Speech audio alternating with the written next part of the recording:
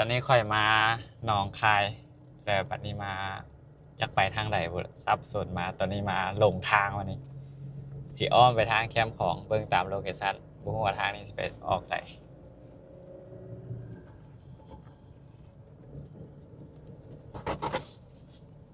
มีตำรวจบอกว่าทางนี้มีตำรวจต่างด่าน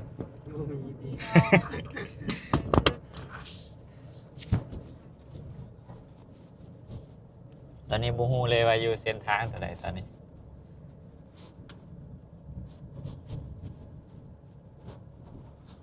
ก็มีรถเที่ยวอยู่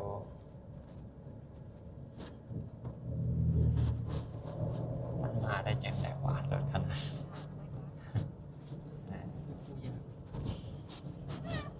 เด้มีทางออกแล้วเลี้ยวขวาหรือเลี้ยวซ้ายเอาดีๆยังบ่ฮอดว่ะบอนคาเฟ่นี่เข้ามาอยากจะเขาไปทางโซโตเมืองหาชิมาไว้ก่อน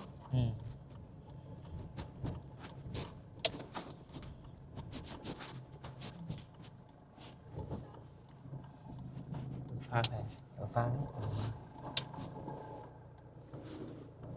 บ้านท่านนี่คือนี่เราได้แล้วว่าจ้าจากกิโลเมตรอีกต่อไป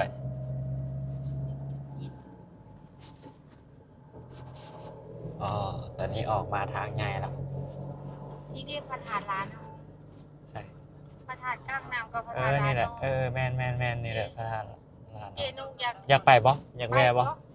ประธานร้านหนอง